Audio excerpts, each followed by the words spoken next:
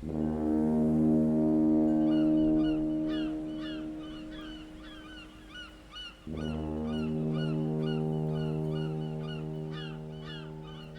Green Leopard and the Chemical Factory.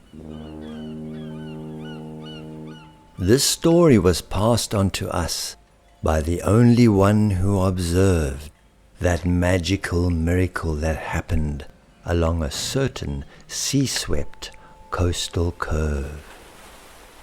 So, if your hearts are hungry for words that will leave you contentedly full, then close your eyes and open your ears and sit silently, statue still. The story. Hazen and Thorpe were two carefree seagulls before that disaster of drastic change, when their father, the chief seagull, suddenly died, leaving life as they knew it completely rearranged. The fact that he was dead was definitely disturbing, but more so the expression on his face as he gasped out that last breath warning. The stream, don't go near that place. Now, Hazen and Thorpe had to make plans, for they were the new leaders of the flock, and it was up to their young wings to support all the gulls that made nest on the dock. Fortunately, food was presently plentiful, for the sailors' fish titbits fell by the ton, meaning less gulls devoted to fishing and more to lazing in the sun. To Hazen, the situation appeared quite perfect, yet Thorpe felt the twinge of an inner fear, for their father had warned that during easy times, laziness caused the dreaded dream disease to appear. Young Thorpe did not altogether understand what the chief seagull's words had meant, but he felt it was something about the energy to survive turning into desire for power of evil intent. And so, summer days passed carefree and calm, until that morning Thorpe awoke to hear Hazen scream, not the scream that came from the heart, but from the illusions of a dreaded, diseased dream. Thorpe rushed to his brother and tried to explain what that dreaded, diseased dream might be about, only to be met by a stabbing shriek of anger. "Get out!" screamed Hazen deliriously. "You're a traitor! Get out!" Hazen banished Thorpe from the feathered flock. In the bay he had no say and was not allowed. Wicked warriors were posted in the autumn skies, spreading anger that was aggressively loud. Thorpe's sadness touched the Green Leopard as his world turned grey over the bay. So she beckoned to him with her sweet silent voice. "I offer love if you'll come and stay." Thorpe landed nervously on the Green Leopard's head, for it seemed the most obvious thing to do. "Good evening," said a wonderfully wise voice. "Thorpe, we have a spare space or two." It was Alexander Garnet, the rabbit of the rocks, famous for his mysteriously scented, salty seaweed recipes. "I have lived here amongst these wave-tamed rocks since the shorelines first kissed the seas."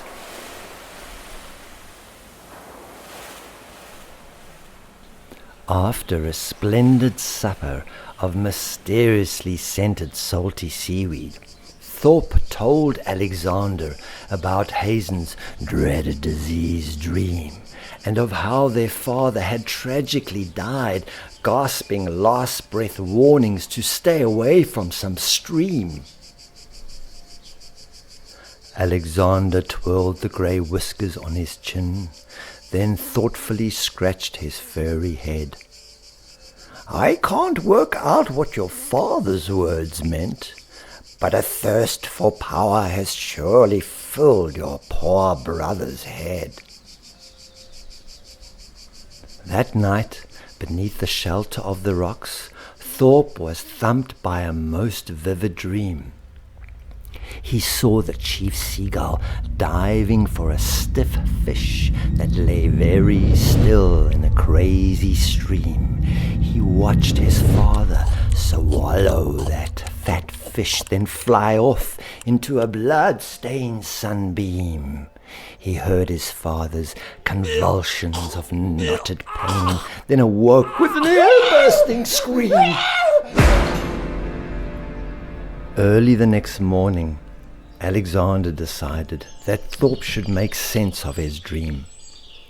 "I've packed you some mysteriously scented, salty seaweed sandwiches. Now it is up to you to seek out that stream. Remember, the mouth of a river is deep and wide, but its beginning is narrow and thin. So if you want to find the stream of your dream, near the river's birth is a good place to begin." As Thorpe flew inland from the mouth of a nearby river, he was ambushed by a wicked warrior's cry. "There's a fat, lazy fish floating down there. Try and take it before me, Thorpe, and you will surely die." Thorpe panicked. "No, don't! Don't eat that! It looks like the fish I saw in my dream." But the wicked warrior was too eager to compete and unable to recognize the painful prize of a blood-stained sunbeam. The wicked warrior gulped the fish down and darted back to where Hazen ruled the flock with fear. Thorpe felt heartbrokenly helpless. He could not explain. Hazen would have him killed if he flew too near. The wicked warrior stuttered out of the sky, crashing on the jetty before the whole flock, choking till dead. "Thorpe! Thorpe knows!" causing Hazen to shake and shiver and quiver with shock. "Before your eyes you have seen," raged Hazen hatefully, "what that terrible traitor Thorpe has done. Take my word, I'll take his life before the second setting of the sun. Alone I shall find where he whimpers and hides. All of you will only get in my way, for this is a duel between brother, and this brother is going to make that brother pay."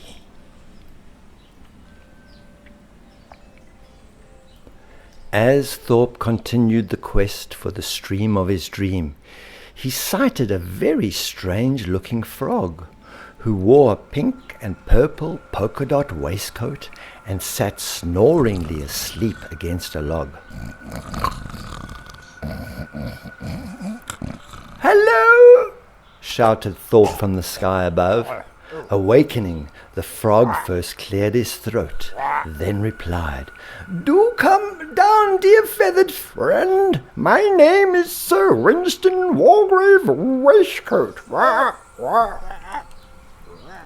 Winston munched on a bug as he explained to Thorpe how fishing used to occupy his whole day. But since the river had gone quite crazy, he'd sadly packed all his tackle away. "Now tell me, my dear feathered friend, what else is there for an elderly frog to do but munch on a few insects now and then and snooze the rest of the day through?" Thorpe inquired about the crazy river. For any insight was something gained. It's that stinky structure where the river begins. Since it arrived, the water has been stenchy and stained. But if your desire is to know more, my dear feathered friend, then fly to the one whose knowledge is rich. She stays in a woven wooden hut on the hill. Go see the Firestick Woodstick Witch. The woven wooden hut was not hard to find, for Thorpe could fly awfully high, and it seemed as if she knew he was coming, because she came out as he sank from the sky. She didn't look like a witch at all. There was no broom or pointed black hat. Only eyes that glowed with unlimited knowledge. Only a wise, old, greying black cat. You have come to ask about the crazy river.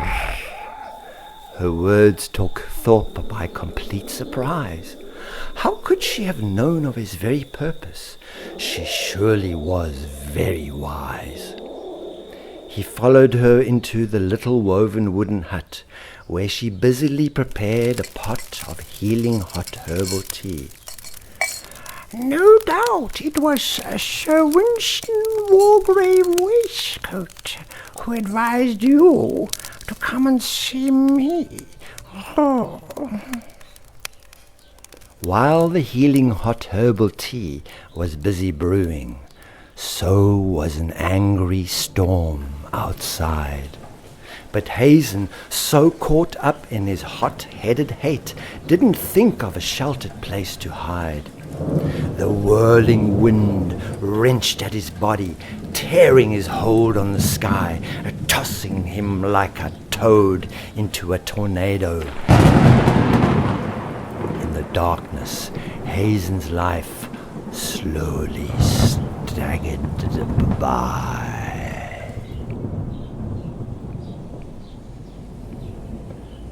Meanwhile, the Firestick Witch's words made Thorpe's heart fearfully freeze as she told him the terribly tragic truth about the dirty great dump of dead damp trees, about the strong, stenchy, stinky grey tubes that coughed hot, hazy hate into the skies, and that if the whole river was already crazy and crying, that it would not be long before the whole world splutters and dies.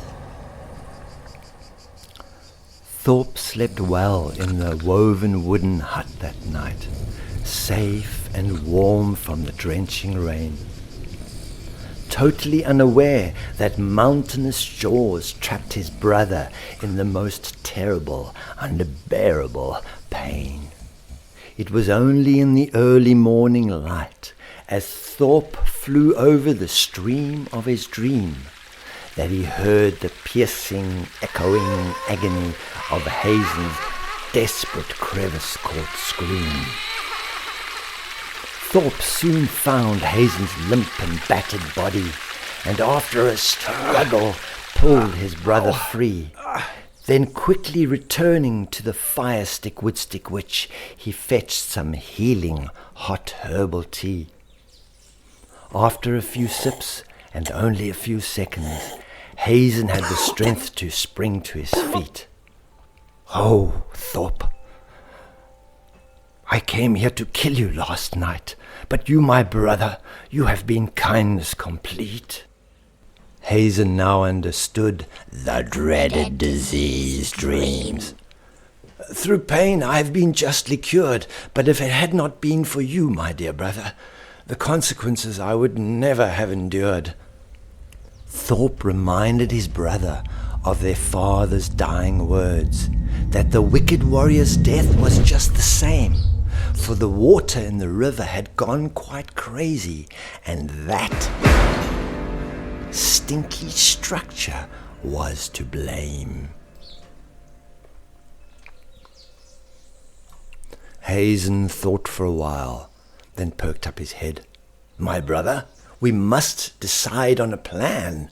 For as you say, that stinky structure is a threat to every soul in sea, on land."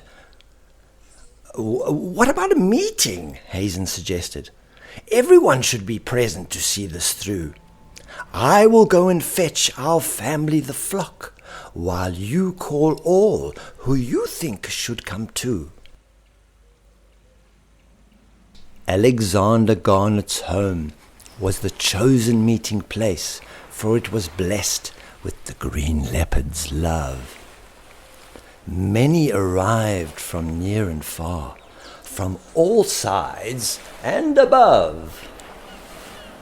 There was Hazen and Thorpe and their flock, Alexander Garnet and Sir Winston Wargrave Waistcoat, not forgetting the Firestick Woodstick Witch, now wearing a long black magical coat. The meeting plodded on for hours and hours, but a sure solution just seemed too hard to find, until a gentle voice interrupted the buzzing discussion. "I have a little suggestion, if you don't mind."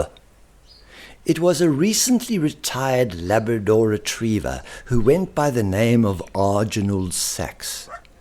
"I think we have a simple solution if we put together all the facts.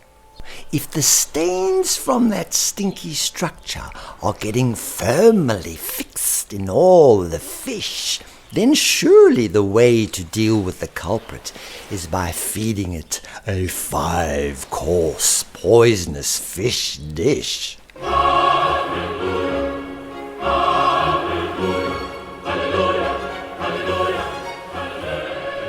Everybody clapped and nodded in agreement.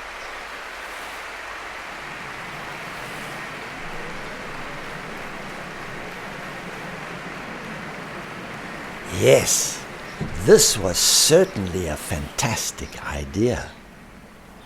But how on earth were they going to feed that which caused them so much fear? Arginald Sachs took a few puffs from his wooden pipe. "Well, it will be a lot easier than you think. We will only need you girls," he said, giving Hazen and Thorpe a confident wink. "Each member of the flock must find a fish that is stained and dead and stiff and still, then drop it into the stinky structure's coughing tubes, and will be surely guaranteed a kill."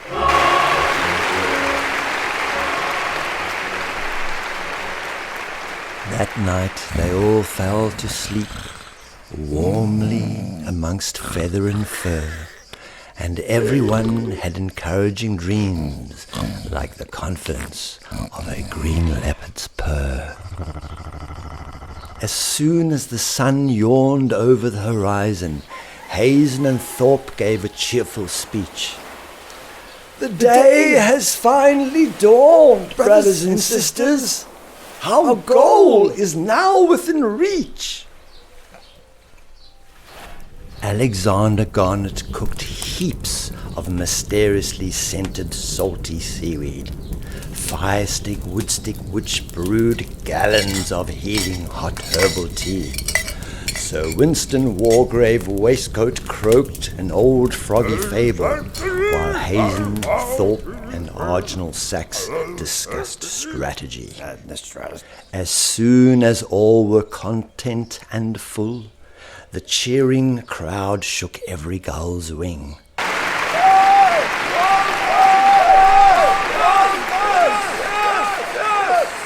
"We know you can do this, feathered friends. You can destroy that stinky structure thing." A dark cloud of feathers scoured the river, searching for every fat and stiff and still fish, and blown by the winds of confidence and hope, they busily prepared a 5-course poisonous fish dish. But the stinky structure did not even move as they approached. It made no attempt to fight back. This enabled each gull to fetch more than one load,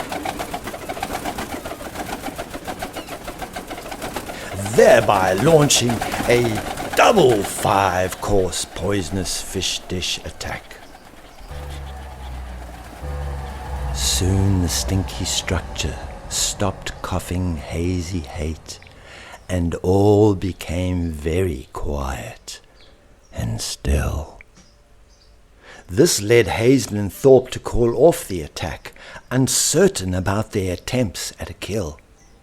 But just as the flock had flown a little way, they heard the most horrible, painful sound, and saw flashing tongues of lashing lightning thrashing the whole stinky structure to the ground. The whole flock cheered with delight and relief.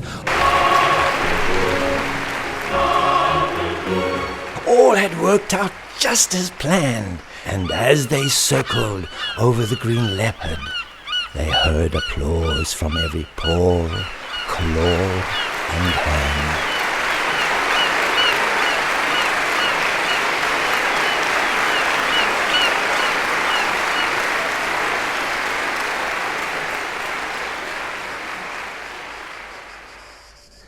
That night they held a celebration banquet, which lasted until a splendid sunrise, their happiness exploding into laughter.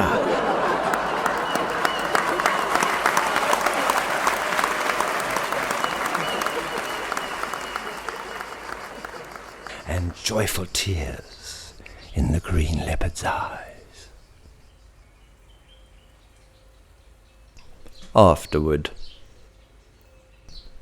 a committee has since then been formed which meets on that day every year, with well-trained scouts and special lookouts in case another stinky structure should appear.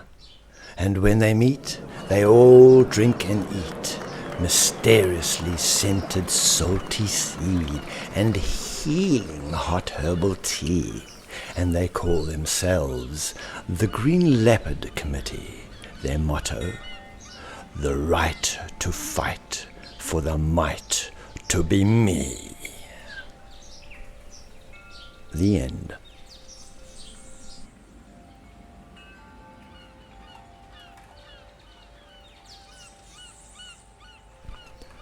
A little story about the story. In 1982, I was living across the road from the sea in Cape Town, in a town called Hout Bay. I like to remember this place as a cozy little fishing community nestled into a cove along the beautiful coast of South Africa. At the time, I was managing a restaurant which often closed long after midnight, so I usually got home a few hours before dawn. As a way of unwinding, I would take a stroll down to the water's edge and sit for about an hour. I had a great spot beneath a magnificent, life-sized bronze statue of a leopard that watched the bay from the top of a 50-foot rock. It was my place of stillness, and within the stillness I came to know the statue as the Green Leopard. It was during these early morning daydreams that the magical adventure of the green leopard in the chemical factory began weaving itself into my imagination.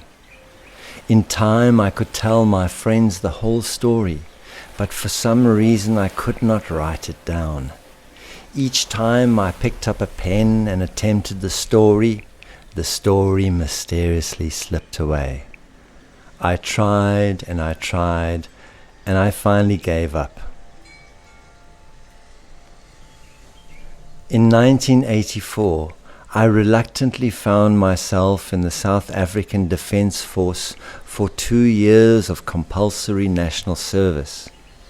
It was during this ordeal that I had a relapse of rheumatic fever. I remember being admitted to the military hospital, shivering so much that the doctors thought I was having muscle spasms. They sedated me. I awoke about 8 hours later to find a pen and a pile of writing on the floor next to my hospital bed. I groggily asked the nurse who they belonged to. She said they were mine and that I'd asked for them about an hour after being sedated. I gathered up the pile of papers and started to read. And you have now heard that story. Thank you for listening.